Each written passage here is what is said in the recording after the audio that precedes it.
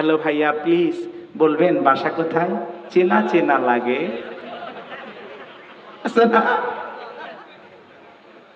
সুন্দর পুরুষ দেখলে চেনা চেনা লাগে। 2 মিনিট কথা বলতে বলতে বলে একটু ব্যস্ত তো, প্লিজ মোবাইল নাম্বার দেন, রাত 3টার পরে কথা হবে। আজকে সমাজ শেষ হয়ে গেছে, একটু পরে বলতেছি। রাগ করতেছেন নাকি আপনারা? এই পাগলিগুলোর উদ্দেশ্যে 2-3 মিনিট কথা বলা লাগবে না?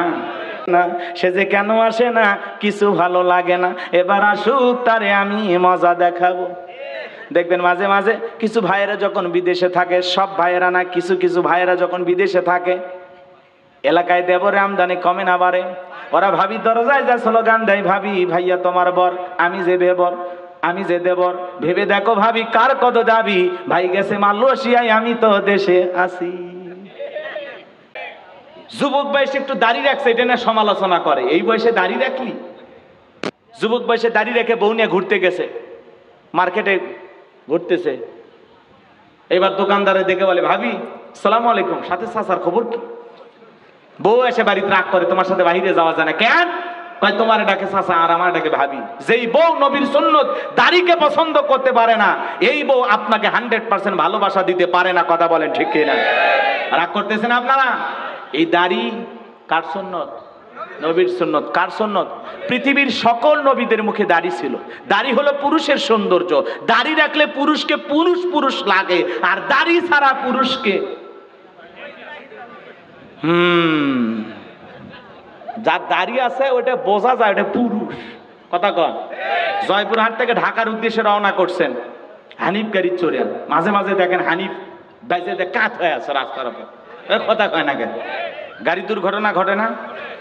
এই দুর্ঘটনায় আল্লাহ না করুক আপনি মারা গেছেন, পকেটে টুপিও নাই, মুখে দাড়িও নাই, কি বোঝেন নাই? কি নাই? মাথায় টুপিও নাই, মুখে দাড়িও নাই। মানুষ তখন মরার পরে লুঙ্গি খুলে দেখবি মাথা কাটান আছে না নাই। কথা কোন ঠিক কিনা? এই জন্য মুসলমান যদি নিজেকে দাবি করেন, সফরে বের হন আর যেখানে যান, হয় একটা টুপি না হলে মুখে দাড়ি, দুইটার একটা নিয়ে ঘোরেন, যাতে মরার পরে মানুষ বোঝে এটা মুসলমানের সন্তান। কথা বলে ঠিক কিনা? আর না হলে মরার পরে ইজ্জত খুলে দেখবি। খালি ওয়াজ শোনেন না, দাড়ি নাই দাড়ি রাখেন। সামনে নির্বাচন, দেখেন না কিছু কিছু মানুষ টুপি পরে, ও মুসলিম নেতাও টুপি পরে হাজির। কথা কয় না বারে। না আর ওয়াজ করবো না, দোয়া করে দি। কে কে গল্প করে কে?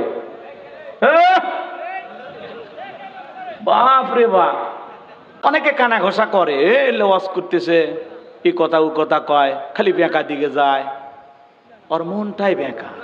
কে রে ভাই বলতেছে তোর কুটে লাগে রে, জলে কে? কথা কন।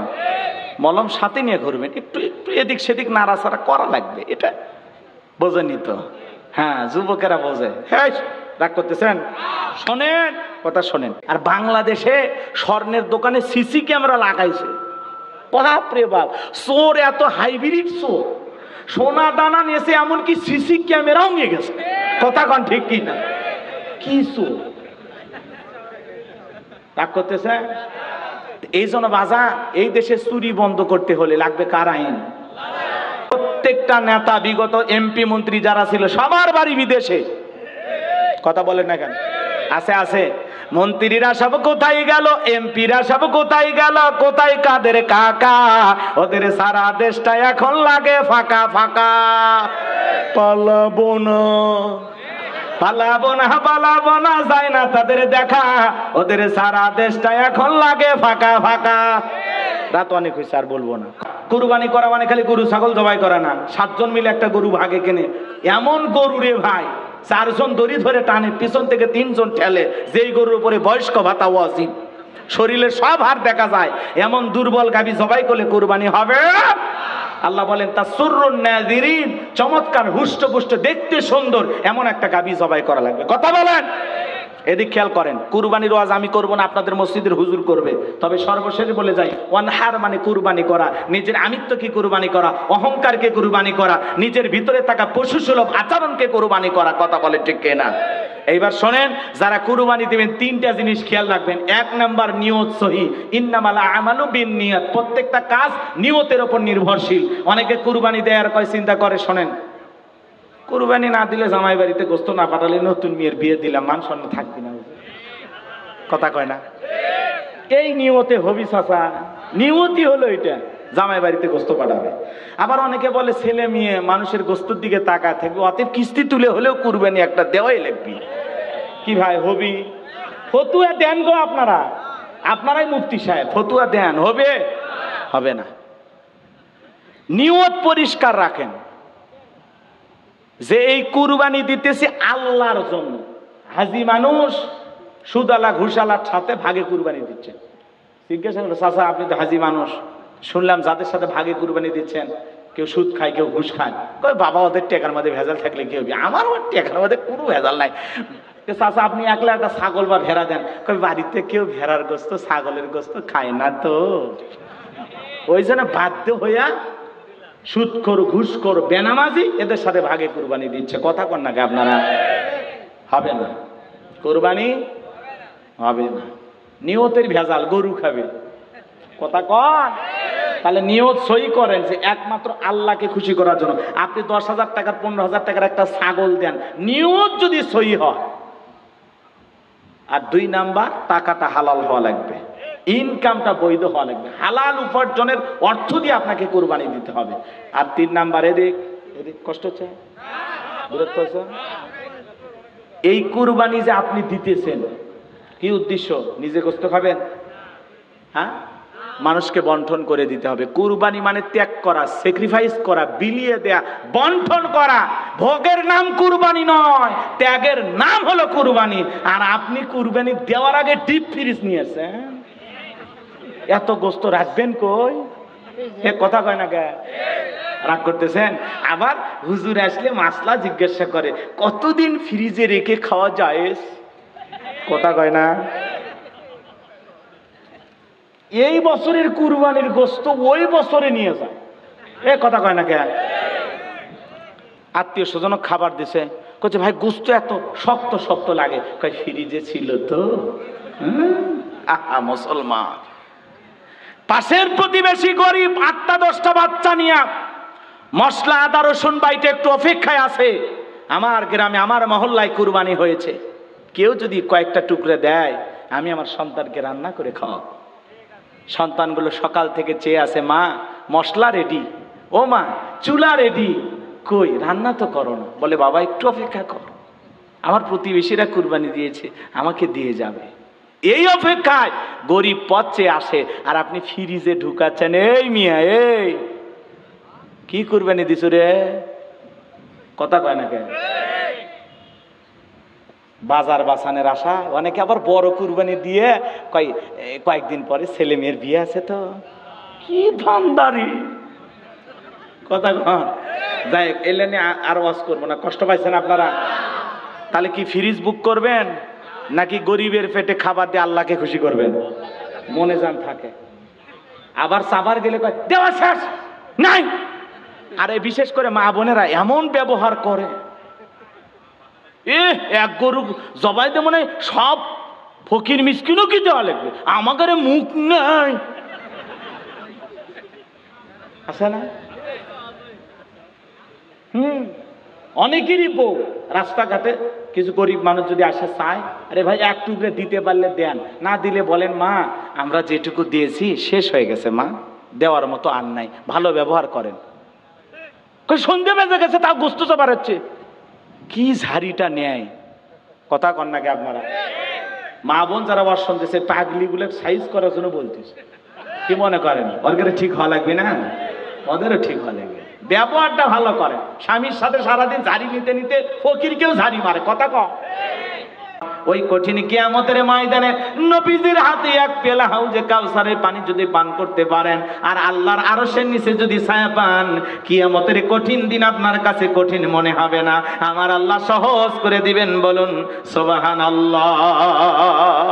তার জন্য একটু কাজ করা লাগবে, একটু কষ্ট করা লাগবে, ঠান্ডা পানি দিয়ে ওযু বানায়া নামাজ আদায় করা লাগবে। হঠাৎ করে কেউ যদি নামাজ ধরে, পুরাতন মুসল্লি নতুন মুসল্লিকে দেখে টিটকারি মারে, ঠাট্টা বিদ্রুপ করে, হাসি তামাশা করে।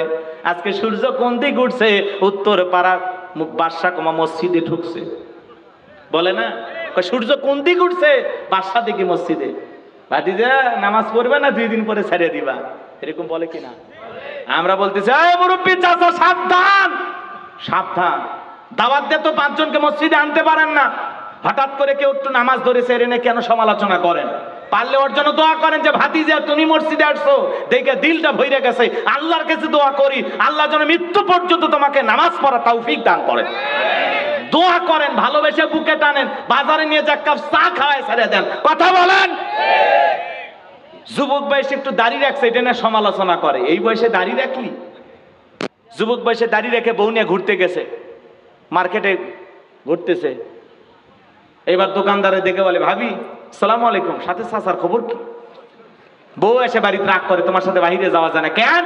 কয় তোমার ডাকে চাচা আর আমার ডাকে ভাবি। যেই বউ নবীর সুন্নত দাড়িকে পছন্দ করতে পারে না, এই বউ আপনাকে 100% ভালোবাসা দিতে পারে না। কথা বলেন ঠিক কিনা? রাগ করতেছেন আপনারা? এই দাড়ি কার সুন্নত? নবীর সুন্নত। কার সুন্নত? পৃথিবীর সকল নবীদের মুখে দাড়ি ছিল। দাড়ি হলো পুরুষের সৌন্দর্য। দাড়ি রাখলে পুরুষকে পুরুষ পুরুষ লাগে, আর দাড়ি ছাড়া পুরুষকে যার দাড়ি আছে ওটা বোঝা যায় ওটা পুরুষ। কথা কন। জয়পুরহাট থেকে ঢাকার উদ্দেশ্যে রওনা করছেন, হানিফ গাড়ি চড়ে, মাঝে মাঝে দেখেন হানিফ বাইজে কাত হয়ে আছে রাস্তার উপর। কথা কয় না কেন? গাড়ি দুর্ঘটনা ঘটে না? এই দুর্ঘটনায় আল্লাহ না করুক আপনি মারা গেছেন, পকেটে টুপিও নাই, মুখে দাড়িও নাই। কি বোঝেন নাই? কি নাই? মাথায় টুপিও নাই, মুখে দাড়িও নাই। মানুষ তখন মরার পরে লুঙ্গি খুলে দেখবি মাথা কাটান আছে না নাই। কথা কোন ঠিক কিনা?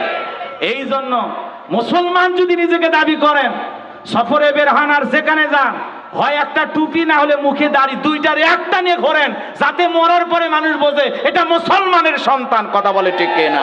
আর না হলে মরার পরে ইজ্জত খুলে দেখবি। খালি ওয়াজ শোনেন না। হ্যাঁ, বেটা চল সাহসী, পুরস্কার দেওয়া লাগবে। আপনি আমার সাথে দেখা করেন তো আপনাকে চা দিলাম, পুলিশ সুপার করছে আপনার মুখে দাড়ি রাখেন।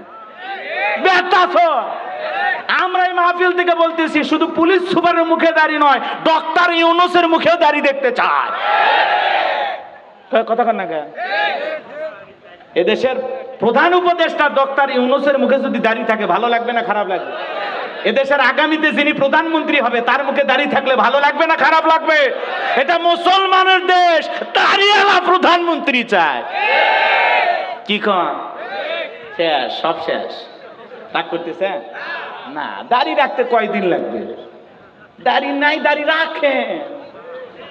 সামনে নির্বাচন, দেখেন না কিছু কিছু মানুষ টুপি পরে, ও মুসলিম নেতাও টুপি পরে হাজির।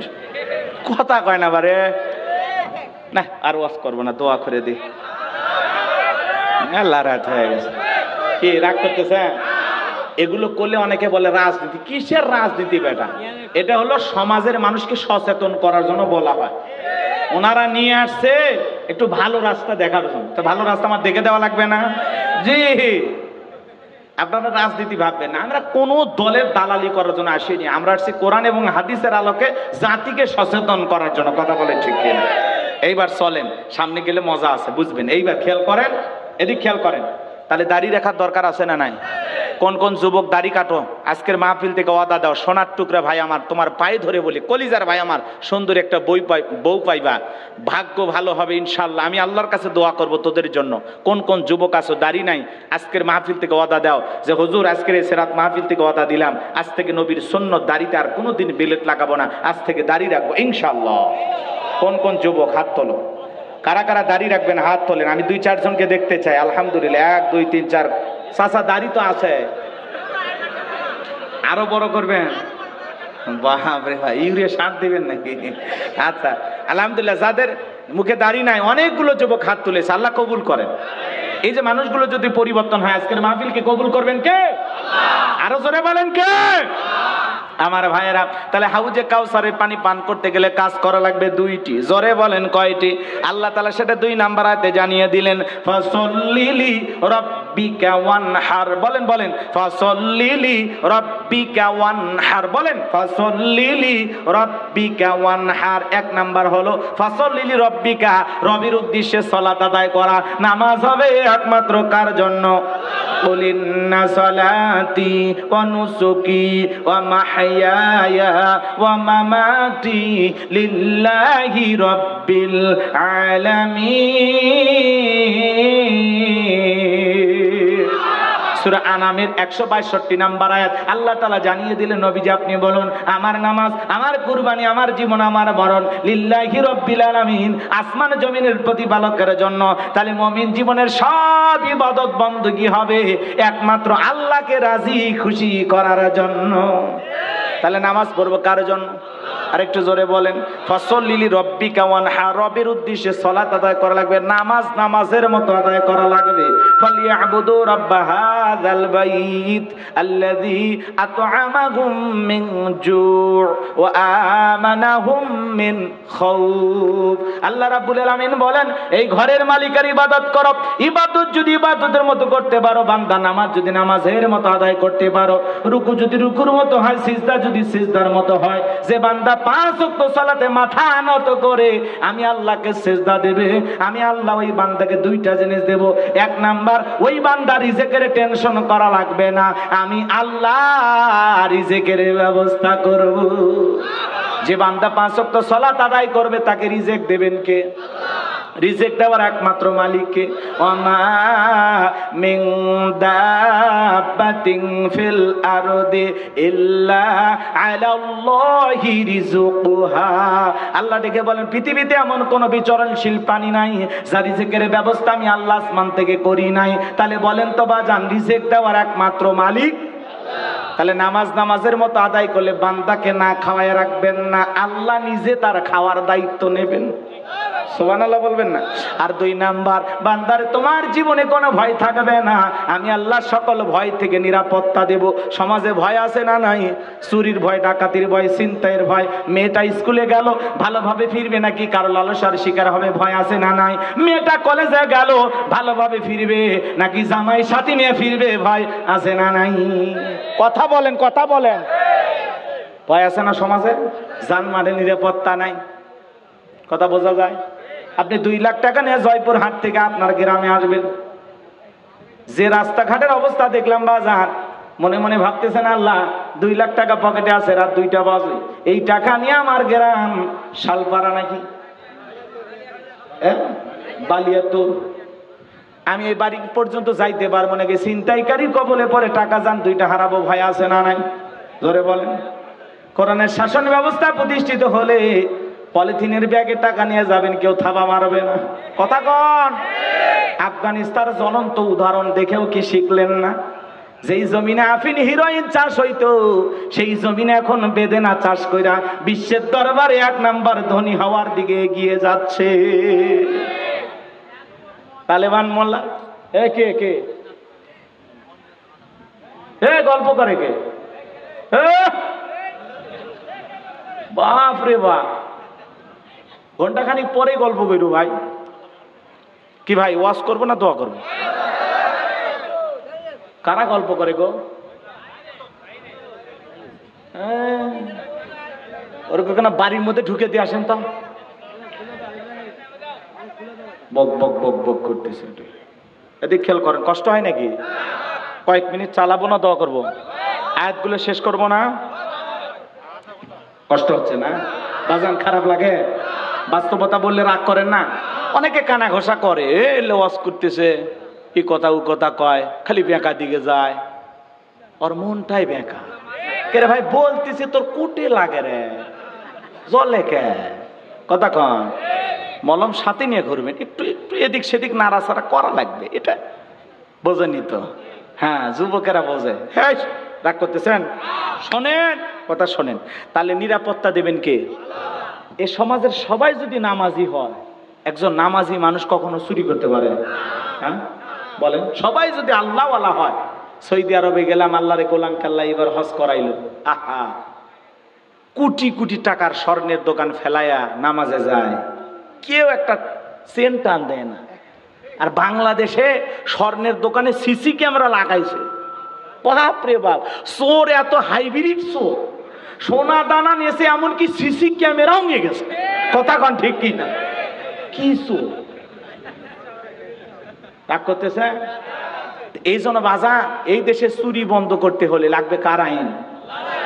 আজ থেকে ১৫০০ বছর আগে আল্লাহ আইন দিয়েছেন, ওয়াসারিকু ওয়াসারিকাতু ফাকতাউ আইদিয়াহুমা জাযাআম বিমা কাসাবা নাকালাম মিনাল্লাহ। সূরা মাইদার ৩৮ নম্বর আয়াতে আল্লাহ আইন দিয়েছেন, চোর পুরুষ হোক আর নারী হোক, আল্লাহর বিধান, আল্লাহর ফয়সালা, অপরাধ প্রমাণিত হলে চোরের হাত কেটে দাও। একটা চোরের হাত কেটে বাইতুল মোকাররমের সামনে নিয়ে যদি আমরা মিডিয়ার মাধ্যমে প্রচার করতে পারতাম যে বাংলাদেশের পার্লামেন্টে পাস করা হয়েছে, চুরি করলে চোরের হাত কেটে দেওয়া হবে, একটা চোরের হাত কেটে খালি টেস্ট করেন, পরীক্ষা করেন, একদিন বিচার করেন, ২৪ ঘন্টার মধ্যে বাংলাদেশে চুরি বন্ধ হয়ে যাবে। আল্লাহর আইন ভালো লাগে না, ওরা ৭২-এর সংবিধান ধরে আসে। ডক্টর কামালের তৈরি করা সংবিধান দিয়ে বাংলাদেশে শান্তি প্রতিষ্ঠিত হবে না। বাংলার জমিনে শান্তি প্রতিষ্ঠিত করতে হলে লাগবে কার আইন? আরো জোরে বলে, লাগবে কার আইন? এই জমিনে কোরআনের আইন চালু হোক। কারা কারা চান হাত তুলে দেখান। লিল্লাহি তাকবীর। আগামীতে যারাই ক্ষমতা আসেন, যেই দলের লোকে আসেন, আমাদের অনুরোধ থাকবে বাংলার পার্লামেন্টে আল্লাহর আইন আমরা দেখতে চাই। কথা বলেন, কারা আল্লাহর আইন চালু করবে? বোঝার বাকি আছে, কষ্ট হয়। আল্লাহর আইনের জমিনে চালু করার দরকার আছে না নাই? তাহলেই চুরি বন্ধ হবে। আর ওরা আল্লাহর আইন চালু করতে চায় না কেন? কারণ ওরা জানে যে কলমের খোসা দিয়ে আমি যে পরিমাণে দুর্নীতি করছি, দেশের টাকা বিদেশে পাচার করেছে, 11 লক্ষ কোটি টাকা বিদেশে পাচার করেছে। ওরা জানে যে আমি যদি বাংলাদেশে হাত কাটার আইন চালু করি, প্রথমে তো আমার হাত কাটা যাবে। এই ভয়ে ওরা আল্লাহর আইন চালু করতে চায় না। এই জন্য নেতারা বিগম পাড়ায় বাড়ি বানাইছে। কথা কন ঠিক কিনা? প্রত্যেকটা নেতা, বিগত এমপি মন্ত্রী যারা ছিল, সবার বাড়ি বিদেশে।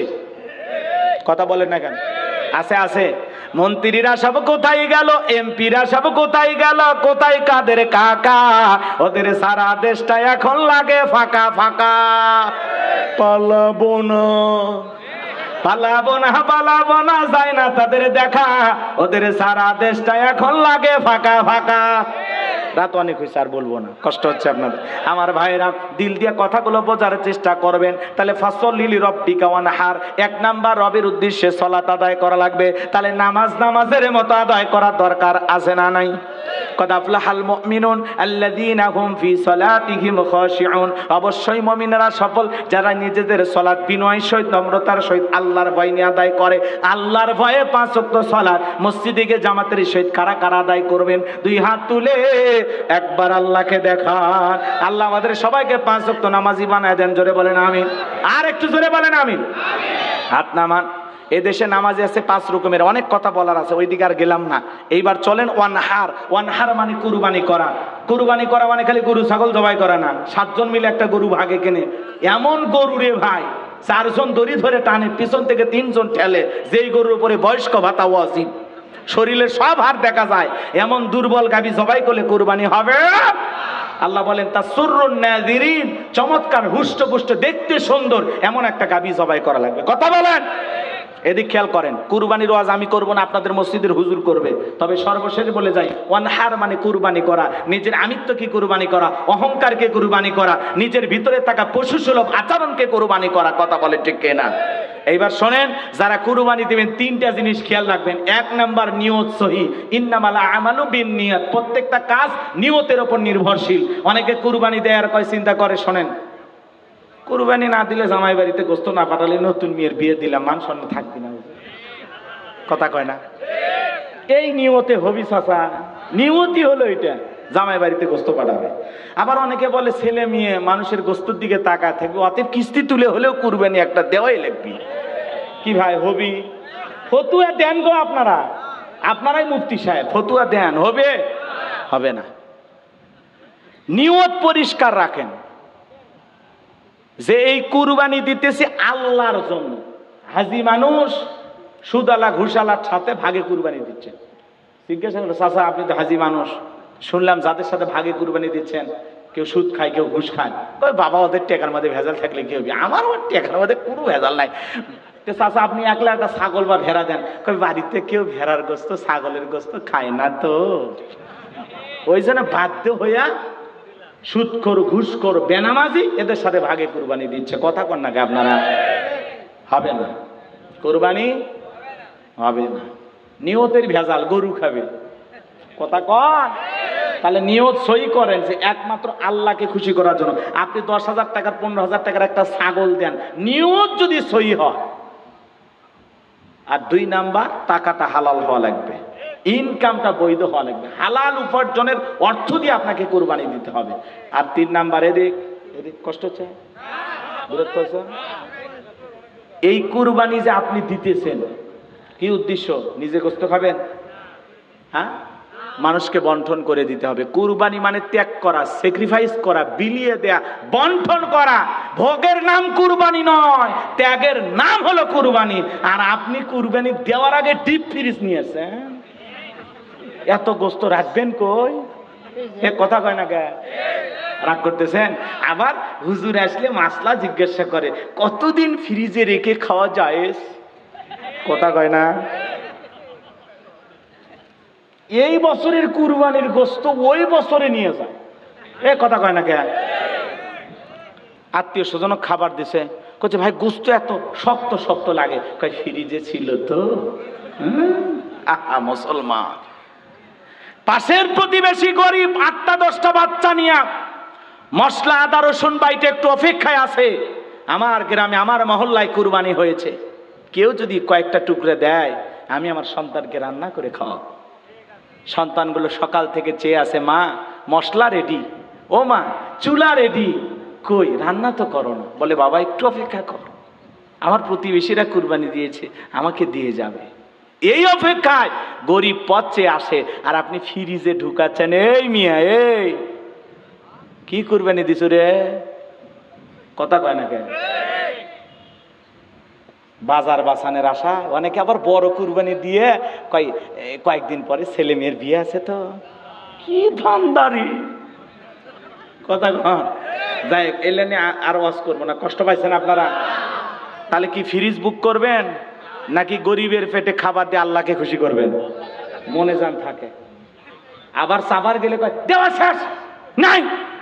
আরে বিশেষ করে মা বোনেরা এমন ব্যবহার করে, এক গরু জবাই দে মনে সব ফকির মিসকিনও কি দেওয়া লাগবে, আমাদের মুখ নাই। আছে না?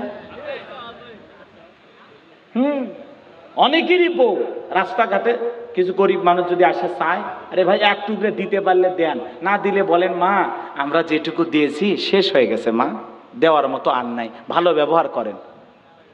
সন্ধে বেজে গেছে, তা গোস্ত চাপা হচ্ছে, কি ঝাড়িটা নেয়। কথা কন নাকি আপনারা? মা বোন যারা ওয়াজ শুনতেছে, পাগলি গুলো সাইজ করার জন্য বলতেছে, কি মনে করেন ওদের ঠিক হওয়া লাগবে না? ওদেরও ঠিক হওয়া লাগবে, ব্যবহারটা ভালো করে। স্বামীর সাথে সারাদিন ঝাড়ি নিতে নিতে ফকিরকেও ঝাড়ি মারে। কথা কম। আবার ওই মহিলা রাস্তাঘাটে একটু সুন্দর পুরুষ দেখলে, হ্যালো ভাইয়া প্লিজ বলবেন বাসা কোথায়, চেনা চেনা লাগে।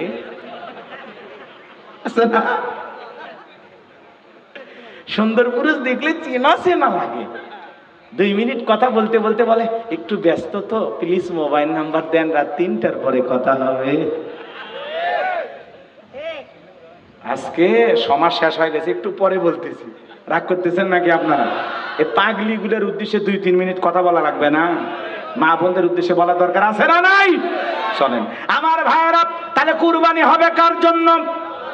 তাহলে নিয়ত সহি, টাকা হালাল, আর অবশ্যই সবাইকে দিয়ে খাবো ইনশাআল্লাহ। দেবেন তো ইনশাআল্লাহ? আল্লাহ দেওয়ার তৌফিক দান করুন। আপনার এগুলো যদি সহি থাকে, আপনার ওই ছাগলের রক্ত, গরুর রক্ত জমিনে পড়ার আগে আরশের মালিক আল্লাহর কাছে কবুল হয়ে যাবে। আল্লাহ যেন এই কুরবানি দেওয়ার তৌফিক দান করেন। আর ওই হাবিল কাবিলের মতো আসমান থেকে আগুন এসে পুরানোর সিস্টেম যদি থাকতো, কত বেটার কুরবানি রাস্তাঘাটে পড়ে থাকতো, সকালে মুখ দেখা যেত না। আল্লাহ বাঁচা আছে, জব করে খায়া বেঁচে গেছেন। কথা কন ঠিক কিনা? আমার ভাইয়েরাম, কষ্ট হচ্ছে? তাহলে হাউজে কাউসারের পানি পান করতে গেলে কাজ করতে হবে কয়টি? 2টি। আরো জোরে কয়টি? তাহলে ফসলিল রব্বিকা ওয়ানহার, রবের উদ্দেশ্যে সালাত আদায় করা লাগবে, রবের উদ্দেশ্যেই কোরবানি করা লাগবে। 3 নাম্বার আয়াত, ইন্না শানিয়াকা হুয়াল আবতার। নবী গো, যারা আপনাকে লেসকাটারির বংশ বলে আপনি কষ্ট মনের মধ্যে নেবেন না। ও নবী, আপনি মনের মধ্যে দুঃখ নেবেন না, ব্যথা নেবেন না গো নবী। যারা আপনাকে লেসকাটারির বংশ বলে আমি আল্লাহ তাদেরকে লেসকাটারির বংশ করে ছেড়ে দেব। ও নবী, আপনার ছেলে সন্তানগুলোকে শিশুকালে নিয়েছি, এজন্য কষ্ট মনের মধ্যে নেবেন না। ও নবী, এই পৃথিবীর জমিনে আপনাকে মহব্বত করা, আপনাকে ভালোবাসার কোটি কোটি রুহানি সন্তান পাঠাবো, যারা আপনার জন্য জীবন দিতে প্রস্তুত থাকবে। তাম পৃথিবীতে 800 কোটির কাছাকাছি মানুষ, এর মধ্যে 200 কোটির উপরে হলো মুসলমান। আমরা সবাই নবীজির রুহানি সন্তান। সুবহানাল্লাহ। ফ্রান্সের জালেমেরা যখন দেয়ালে দেয়ালে কার্টুন প্রদর্শন করলো, নাকটা বেঁকা করে, মুখে কয়েকটা দাড়ি লাগা, বলে ইনি মোহাম্মদ। জোরে কন্যা নাউজুবিল্লাহ। আমার নবী কি দেখতে কার্টুনের মতো? এই পৃথিবীর সবচাইতে সুন্দর মানুষটির নাম মুহাম্মদ রাসূলুল্লাহ সাল্লাল্লাহু আলাইহি সাল্লাম। মুহাম্মদ মানেই প্রশংসিত। আগে পরে যতই গালি দেন কোনো লাভ হবে না। নবীর কোনো ছবি নাই। এই পৃথিবীর সবচাইতে সুন্দর মানুষ, 1 নাম্বার সুন্দর মানুষ নাম নবীর চাইতে সুন্দর পৃথিবীতে আর কেউ আছে? বলেন না ভাই, আছে? এই দিক খেয়াল করে শোনেন। যেই নবীর চরিত্রের সার্টিফিকেট আল্লাহ আসমান থেকে দিয়ে বলেন ওয়া ইন্নাকা লাআলা খুলুকিন আযীম। নবী গো, আপনি হলেন পুত পবিত্র মহান চরিত্রের অধিকারী। আযীম আরবিতে এমন একটি শব্দ যার গভীরতা মাপা যায় না। আমার ভাইরা, যেই নবী 63 বছরের জিন্দেগিতে একটি মিথ্যা কথা বলেন নাই, এমন বিশ্ব রেকর্ড পৃথিবীর আর কোন নেতার আছে? সেই নবীকে আদর্শ নেতা মানতে রাজি আছেন তো ইনশাআল্লাহ? আল্লাহ বলেন লাকাদ কানা লাকুম ফি রাসূলিল্লাহি উসওয়াতুন হাসানা। তোমাদের জন্য উত্তম আদর্শ আছে রাসূলের জীবনের ভিতরে। হে যুবকের দল, মেসির মতো চুলের কাটিং দিলে হবে না। মেসি খ্রিস্টান, তুমি যদি মেসিকে মহব্বত করো, মেসিও জাহান্নামে যাবে, তুমিও জাহান্নামে যাবে। কোন নায়ককে মহব্বত করলে ওই নায়ক যদি বিধর্মী হয়, ইসলাম বিরোধী হয়, ওই নায়ককে জাহান্নামে যাবে, তুমিও জাহান্নামে যাবে। কথা কয় না, কথা কয় না। নায়কের মহব্বত থেকে লাভ নাই। রাগ করতেছেন আপনারা? তাহলে মেসির মতো চুলের কাটিং নয়, নায়কের মতো চুলের স্টাইল নয়, চুল কাটতে হবে মুহাম্মদ রাসূলুল্লাহ সাল্লাল্লাহু আলাইহি সাল্লামের মডেলে। নবী হলেন আপনার আমার মডেল, আপনার আমার আদর্শ। মনে থাকবে তো ইনশাআল্লাহ? কষ্ট হয়, বিরক্ত হইছেন আমার ভাইয়েরা? নবীর প্রতি মহব্বত দরদ ভালোবাসা থাকা লাগবে, নবীর আদর্শ নিজের জীবনে বাস্তবায়ন করা লাগবে। কেমন নবী পাইছি গো? নবীর মহব্বত আর ভালোবাসা নিয়ে আলোচনা করলে অনেক সময় লাগবে। সেই নবীকে যারা গালি দেয় আজও পৃথিবীর জমিনে বিভিন্ন জায়গায়, মনে রাখবেন নবীকে গালি দিবে যারা অবৈধ যারা সন্তান তারা। নবীকে গালি দিয়েছিল ওলীদ বিন মুগীরা, অকাট্য ভাষায় নবীকে গালি দেয়। আল্লাহ আসমান থেকে সদ্য করলেন, আয়াত নাজিল করে জানায়া দিলেন উতুল্লিম বাদা যালিকা জানিম। নবী গো, এই ওলীদ বিন মুগীরা আপনাকে গালি দেয়, কারণ হলো এ হলো পিতৃ পরিচয়হীন যারা সন্তান, এর জন্মের ঠিক নাই। ওলীদ বিন মুগীরা আরবের মানুষ, আরবি বোঝে কিনা? দৌড়ে চলে গেল আর বলে নবী এত বড় কথা, আপনি থাকেন আমি যাচ্ছি। ছেলেটা বৈধ না অবৈধ জানে কি? ফ্যাক্টরির মালিক, তার মানে তার মা। কথা বলে। এইবার ছেলেটা দৌড়ে চলে গেল, বাড়িতে যায় বলে মা, তার মায়ের নাম ছিল ঝর্ণা, যা বলে মা করবি না কোনো তাল বাহানা, নবী মুহাম্মদ আমাকে বলেছেন উতুল্লিম বাদা যালিকা জানিম, আমি নাকি পিতৃ পরিচয়হীন যার সন্তান, আমার নাকি জন্মের ঠিক নাই। ওলীদ বিন মুগীরার মা বয়স্ক মহিলা মনে মনে ভাবতেছে এই গোপন তত্ত্ব নবী জানলো কেমনে? নবী তো জানতেন না, নবীকে জানিয়ে দিয়েছেন তিনি কে?